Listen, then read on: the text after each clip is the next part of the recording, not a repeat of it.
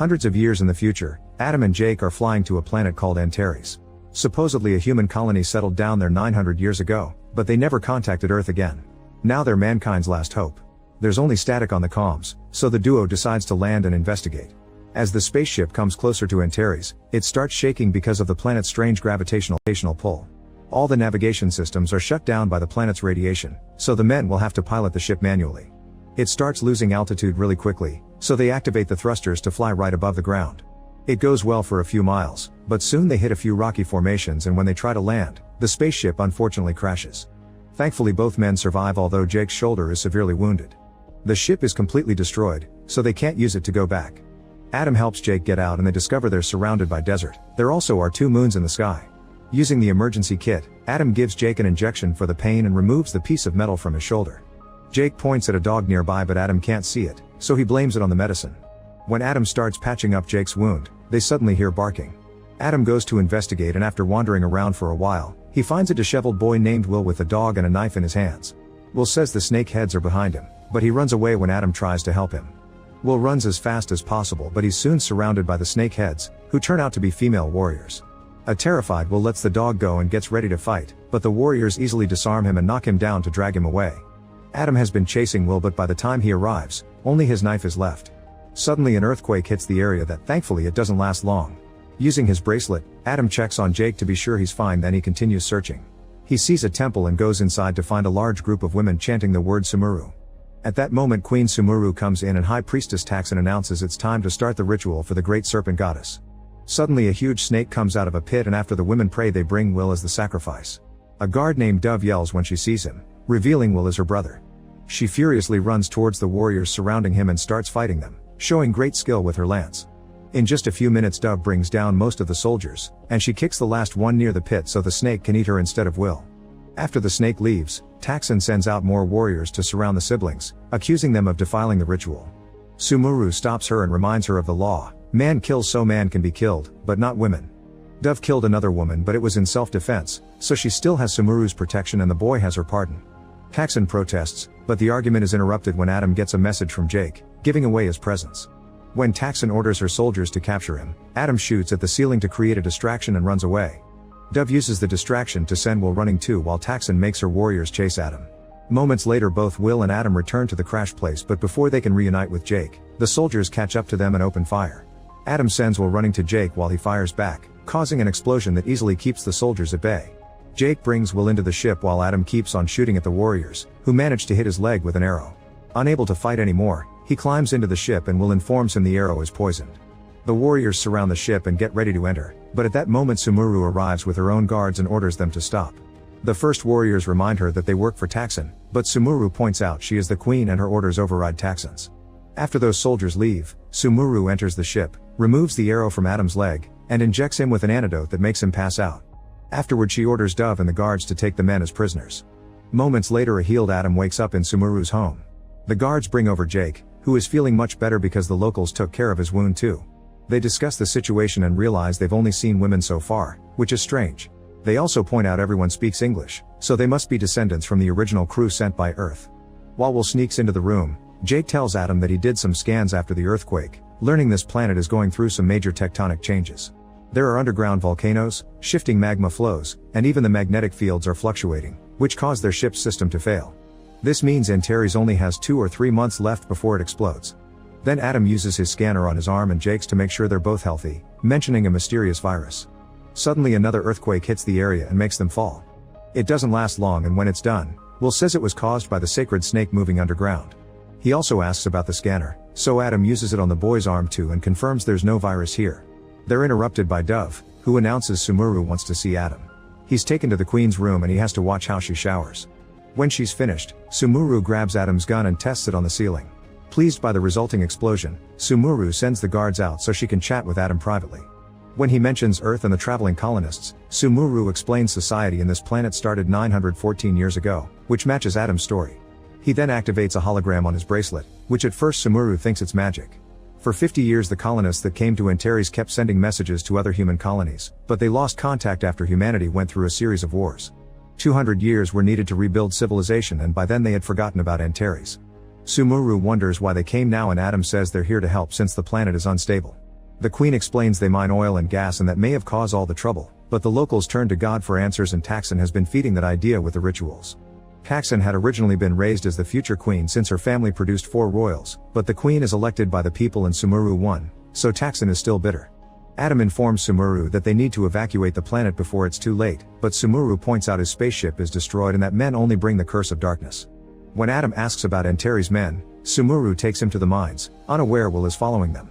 To Adam's shock, all the men are kept as slaves because they have muscles and the women rule because of their brains. An angry Adam protests as he grabs Sumuru's arm but she stays calm as she explains men brought death in the past. She also points out the women still mate with the men simply to make more babies and proceeds to kiss Adam while Taksin watches from afar. When Adam says this isn't peace, it's slavery, Sumuru starts throwing punches at him. The first few land, but soon he starts dodging and eventually he captures Sumuru. Dove strikes him from behind to save her queen, who orders the soldiers to lock Adam and Jake up.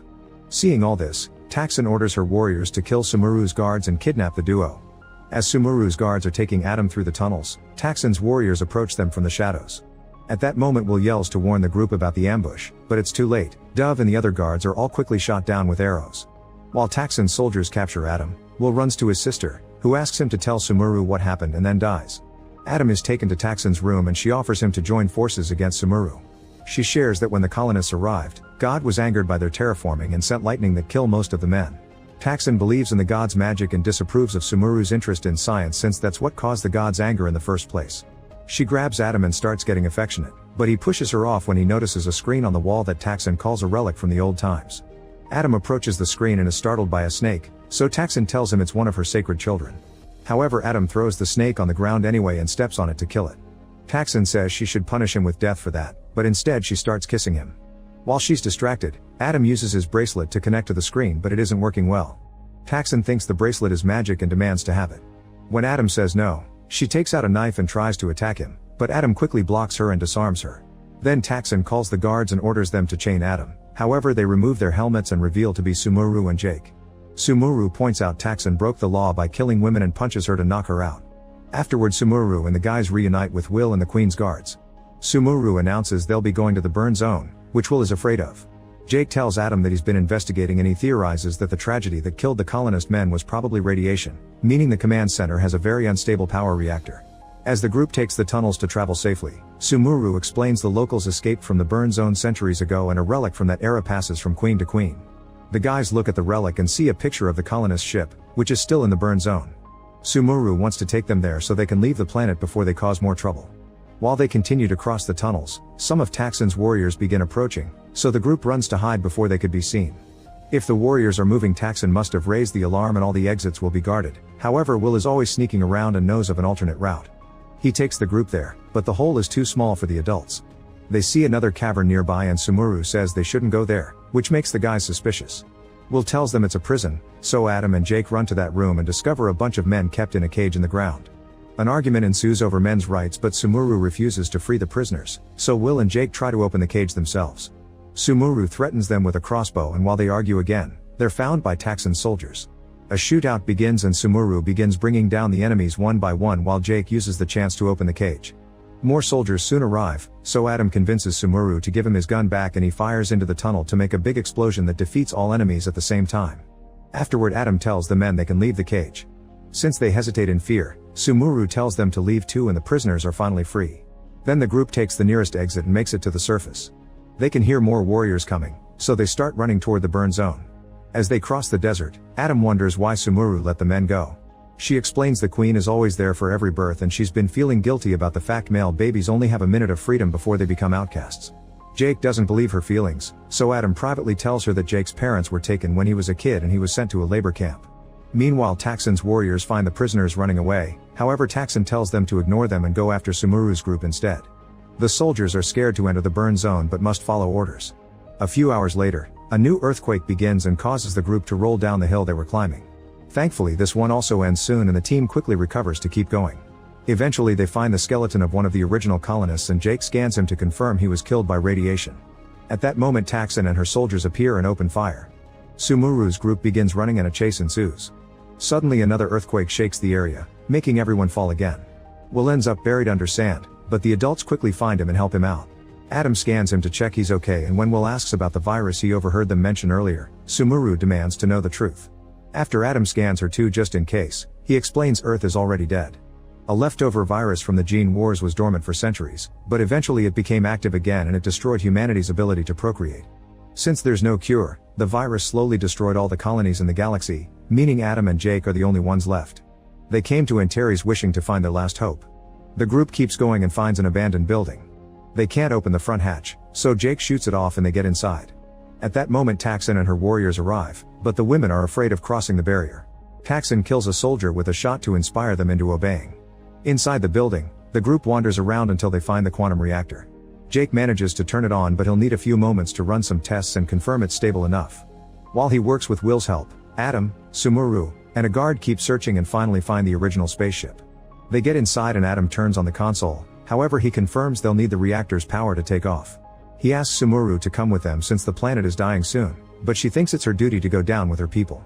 When Jake is done fixing the reactor, he calls Adam to give him the news.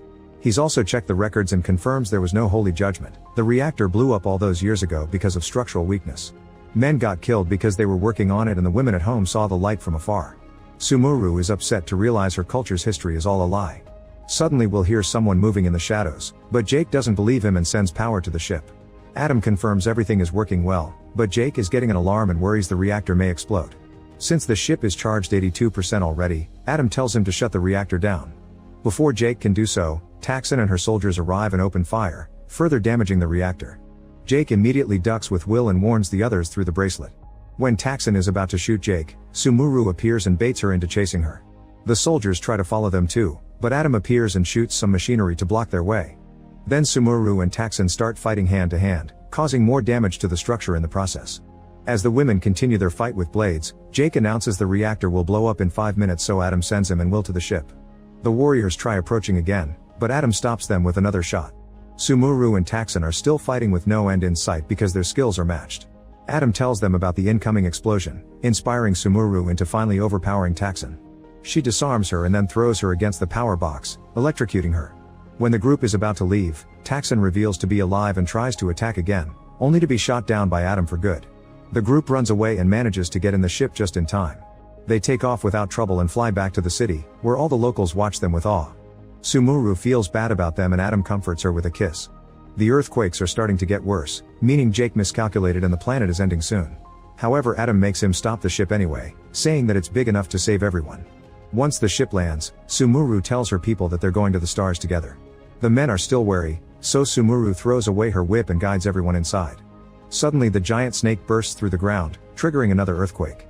It starts hitting and biting the ship, which could cause enough damage to stop it from leaving. Seeing the snake's position on the cameras, Adam tells Jake to activate a specific thruster and the fire scares the snake.